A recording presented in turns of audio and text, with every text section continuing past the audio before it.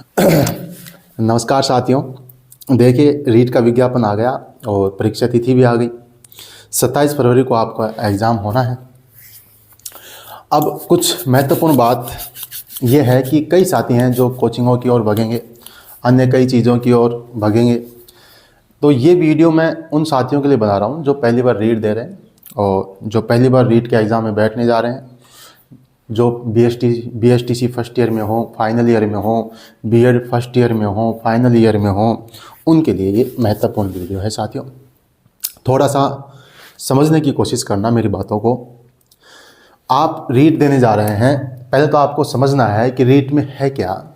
देखिए, पूरा खेल यहाँ पे 150 नंबर का मामला है और आपको ये बात माननी है, ये बात समझनी है कि ये केवल और केवल पात्रता है। इसके नंबरों के आधार पे आपका चयन नहीं होना है, लेकिन वहाँ तक पहुँचने के लिए इसको क्वालिफाई करना भी अनिवार्य है। ये बात सही है, लेकिन इसमें आपको क्वालिफाई होना है। जैसे मान लो 150 में से मात्र आपको 90 नंबर लाने हैं। कैटेगरी वाइज कुछ नंबरों की छूट है, वो अलग है, लेकिन आप 90 नंबर लेके चलो।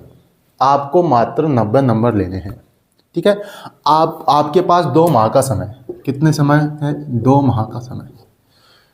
अब आप कोचिंग करेंगे, लिखेंगे, देखेंगे, फिर कब पढ़ेंगे, कब क्या करेंगे, इससे अच्छा है आप थोड़ा सा दिमाग लगाएं और थोड़ा सा परीक्षा के पैटर्न को समझें। रीट के पीछे के 1-2 पेपर को देखें आराम से, उसमें समझ लें कि आप कौन से पार्ट में अच्छे हैं, कौन से पार्ट में कमज़ोर हैं, ठीक है। आपको 90 नंबर लाने हैं मात्र। अब सबसे पहले अपन लेवल फर्स्ट की बात करें, लेवल फर्स्ट की यदि अपन बात करें तो आपके 30 नंबर की साइको है, ठीक है। 30 नंबर की आपकी भाषा फर्स्ट है, ठीक है, और फिर भाषा सेकंड है, ठीक है। 30 नंबर की आपकी गणित है और 30 नंबर की आपकी पर्यावरण है, ठीक है साथियों। ये हो गए 150, 1 2 3 4 5, 150 नंबर हो गए, ठीक है। 150 नंबर है। अब आप इसमें कई साथी तो ऐसे हैं जो भाषा के चक्कर में भ्रमित हैं। भैया आपको 90 नंबर लेने हैं। एक तो गणित को अच्छे से कर लो, ठीक है, यहाँ आपका 1 नंबर भी नहीं कर सकता यदि आप अच्छे से कर लेते हो। एक पर्यावरण को अच्छे से कर लो, ठीक है। साइको तो आपको पढ़नी ही है, ठीक है, इसको तो अच्छे से करनी है क्योंकि तो आगे भी हमेशा काम आएगी। टीचर का कोई भी एग्जाम दे लीजिए, उसमें काम आएगी, ठीक है। भाषा फर्स्ट और भाषा सेकंड। यहाँ अब कोई एक भाषा तो आपको आती होगी, हिंदी तो सबको ही आती है, या ऐसा तो है नहीं जो हिंदी में कमज़ोर है, संस्कृत में विद्वान है? या हो सकता है किसी की इंग्लिश अच्छी हो, ये भी हो सकता है। तो भाषा फर्स्ट वो चुन लें जो आपको ज़बरदस्त आती है, हिंदी आए चाहे आपको अंग्रेजी आए, कुछ भी आए, भाषा फर्स्ट आप चुन लें और उसका है सारा खेल। बस उसमें आपको मात्र 1 2 3 क्वेश्चन गलत हो जाए, उससे ज़्यादा गलत नहीं होने चाहिए। भाषा फर्स्ट अच्छे से करनी है। भाषा सेकंड के चक्कर में नहीं पढ़ना है आपको कि मैं भाषा सेकंड में भी विद्वान हो जाऊँ, नहीं। हाँ, यदि आपको हिंदी अच्छे से आती है और अंग्रेजी आपकी कमज़ोर है तो आप संस्कृत ले लें, क्योंकि हिंदी और संस्कृत में थोड़ी सी समानता है। आप उसमें आराम से, नेगेटिव मार्किंग है नहीं, 15-16 नंबर आराम से ले लेंगे उसमें, ठीक है। साइको अच्छे से करनी है। भाषा फर्स्ट का चयन वो करना है जो आपकी ज़बरदस्त हो और इसको अच्छे से करना है, ठीक है। गणित अच्छे से करनी है और पर्यावरण 90 नंबर लेने हैं आपको। भाषा सेकंड के चक्कर में आप इसको बिल्कुल नॉर्मल में ले सकते हैं। इसके चक्कर में ज़्यादा दिमाग खराब करने की आवश्यकता नहीं है कि संस्कृत पढ़ें, अंग्रेजी पढ़ें, क्या पढ़ें। आपको 90 नंबर लेने हैं, मेरिट में नहीं आना है। 150 में से 145 नंबर नहीं लेने हैं। थोड़ा सा स्मार्ट तरीका आपको अपनाना है, आराम से क्वालिफाई कर देंगे आप। बिल्कुल जो पीछे के जो पेपर है ना, रीट के अभी तक जो एग्ज़ाम हुए हैं, उनके पेपर ज़रूर देखिएगा आप। उससे ही आपको अनुमान लगेगा कि क्या चीज़ आपको आती है, क्या नहीं आती है। सबसे पहले विगत परीक्षा के प्रश्न आप जरूर उठाइएगा, ये मेरी बात आप अवश्य मानेगा।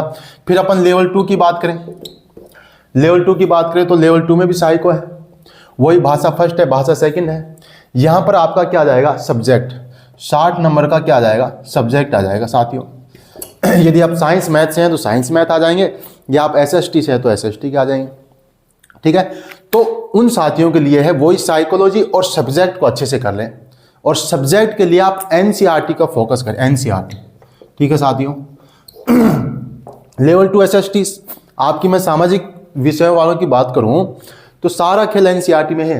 12वीं किताब उठा लीजिए, उसमें सारे क्वेश्चन वहीं से उठते हैं, ठीक है। या फिर ऐसा कोई सोर्स हो जो आपको एनसीईआरटी से, ऐसी कोई बुक हो जो एनसीईआरटी पर आधारित हो, उस चीज़ को पकड़िएगा, ठीक है। बाकी एनसीईआरटी पर आधारित क्वेश्चन मैं भी करवाऊंगा साथियों, लेवल 2 एसएसटी के लिए एनसीईआरटी पर आधारित। बिल्कुल 12वीं क्लास को पढ़ाना डेली का काम है, तो उसमें जो क्वेश्चन, जो फैक्ट है वो मैं आपको करवाऊंगा, तो उसमें से आपके आराम से हो जाएंगे। बाकी आप साइकोलॉजी और एक भाषा फर्स्ट और सब्जेक्ट पे फोकस कीजिएगा।